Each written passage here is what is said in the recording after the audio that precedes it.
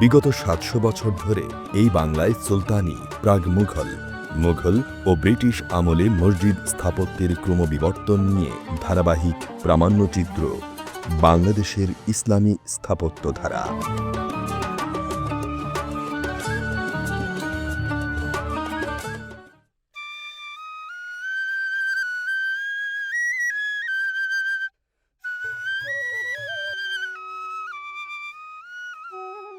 অসংখ্য তারার সমাবেশ বলেই পুরাতন ঢাকার আরমানিটোলার আবুল খয়রাত রোডে অবস্থিত এই চমৎকার মসজিদটিকে তারা মসজিদ নামেই ডাকা হয়।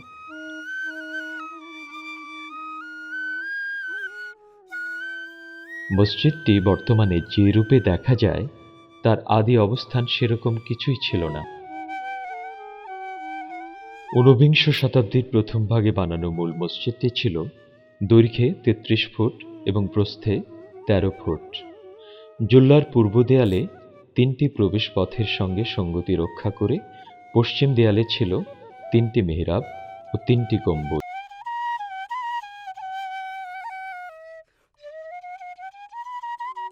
আদি তারা মসজিদ বর্তমান তারা মসজিদের ন্যায় নকশা অলঙ্কারে সমৃদ্ধ ছিল না। ১৯২৬ সালে মসজিদটিতে প্রথম দফা সংস্কার করে তাকে প্রস্থে বাড়ানো হয়। এ সময় তার গায়ে লাগে চকচকে টাইলসের টুকরা। চীনামাটির কাপ পিরিচের রঙিন টুকরাগুলি তারার সাজে লেগে থাকে মসজিদের গায়ে। মসজিদটিও পেতে থাকে নতুন ব্যঞ্জনা। ১৯৮৭ সালে ৩ গম্বুজের তারা মসজিদটিকে ৫ গম্বুজের মসজিদে রূপান্তর করা হলে মসজিদটি দৈর্ঘ্যে বৃদ্ধি পায়। বর্তমানে সম্প্রসারিত মসজিদের দৈর্ঘ্য ৭০ ফুট এবং প্রস্থ ২৬ ফুট। মসজিদের অভ্যন্তরে ও বাইরে সম্পূর্ণরূপে মোজাইক নকশা করা। এর গাত্রালঙ্কারে চীনামাটির প্লেট, পেয়ালা ইত্যাদির ছোট ভগ্নাংশ ও কাঁচের টুকরো ব্যবহৃত হয়েছে।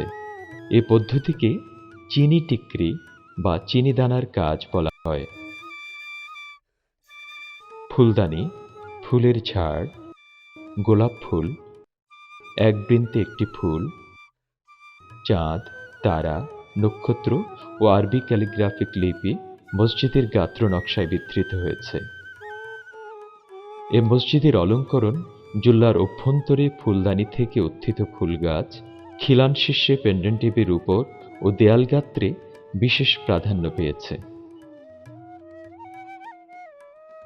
বারান্দায় গাত্র অলঙ্কারে জাপানের বিখ্যাত ফুজিসানের দৃশ্য সম্বলিত গ্লেজ টাইল উল্লেখযোগ্য। ফাসাদের কেন্দ্রে আরবি লিপি সম্বলিত সূক্ষ্ম অর্ধচন্দ্র ও তারার অলঙ্করণ স্থান পেয়েছে। বৃত্তাকার শ্বেতশুভ্র গম্বুজগুলিতে বসানো হয়েছে নীল রঙের অসংখ্য তারা বা নক্ষত্র।